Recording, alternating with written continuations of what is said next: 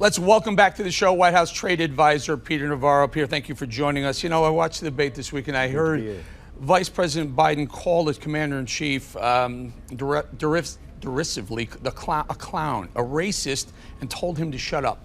As a U.S. trade advisor, what does that do to you when you go try and negotiate with foreign countries? Let's say Russia, let's say China, let's say even hostile countries in the Middle East. Nothing, because all of those leaders have met Joe Biden. They know he is the real clown. So I don't really worry about that. The debate for me was interesting. The first thing, it was very clear right out of the gate that President Trump was debating two people. You know the boxing term cut man. Chris Wallace effectively was Joe Biden's cut man, as well as the other stealth debater. I thought that performance, I mean, he needs to finally drop the act at Fox and go over to MSNBC, where he'll be most welcome. But I mean, if you listen to the signal rather than drown out the noise of that debate, there was very clear policy differences between the two candidates that actually got out if you listen to that signal. I mean, for example, the Supreme Court, very clearly, President Trump has both the constitutional authority and moral responsibility to nominate a justice. He did that. Biden refuses to provide any kind of list of who he would nominate, so that was pretty clear. On the China virus issue, you draw the two candidates. President Trump really called Biden out on his failure with H1N1 in 2009.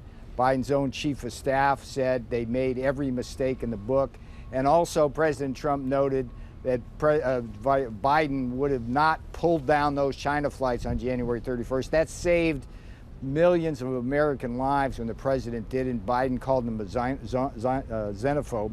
So that was clear. We got Biden flushed out on the Green New Deal and the $100 trillion that it's going to cost us. I mean, we saw that fairly clearly. On race relations, it's interesting to me that the president noted back in the 90s how Joe Biden was responsible for a legislation that incarcerated black men, and President Trump was the one who passed the reform bill. And the funnest thing, Eric, the poll this morning, or the poll I saw about the debate, Telemundo had it 2-1 Trump, and that's a key demographic for the president. So I think the debate was a good night for the president, a bad night for Chris Wallace, and a horrible night for Sleepy Joe. You know, Peter, let's talk about that race exchange for a while. They hovered over the topic. It was about law and order. I think President Trump was landing some solid blows on Vice President Biden for a while. And then Biden said something like, Antifa is an ideology, not a group. That created a lot of, Twitter commotion. And Wallace stepped in and asked President Trump if he was ready to denounce white supremacists. And Trump said something like, Proud Boys, step back and watch, rather than denouncing them. You know, it felt to me like there was an opportunity for President Trump to step up and denounce the white supremacists, but he didn't. So what's the, you're on the grounds of the White House right there. What's the scuttlebutt about that? See, I see that totally different. I thought that Chris Wallace did a tremendous disservice at that point, because what he did was he asked him the question, and then President Trump right off the bat said that he didn't approve of that, but Wallace interrupted him before he could even get that out of his mouth and just kept hectoring him and coming back. So I thought that exchange was one of the most unfair of Wallace. The president has made clear his views on that. And the other was, when they came up for the topic of the economy, what did Wallace do? He slips in the question about the president's tax returns. It had nothing to do with the subject at all. And if Wallace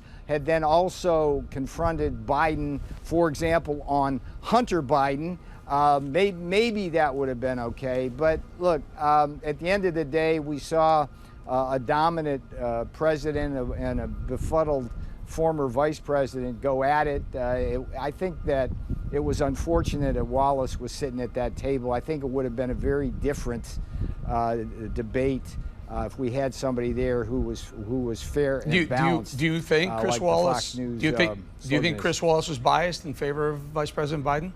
Oh, are you kidding me?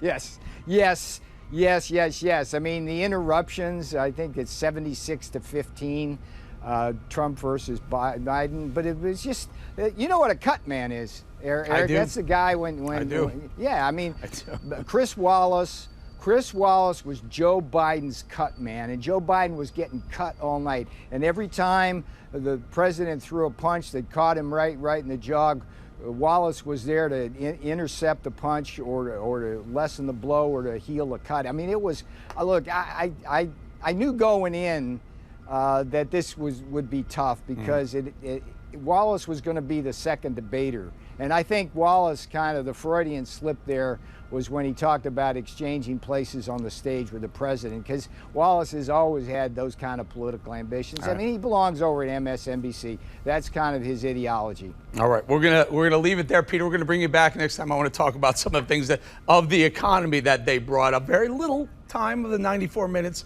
was on the economy. Maybe after the next debate, we'll bring you back and talk about that. White House Trade Advisor Peter Navarro, thank you.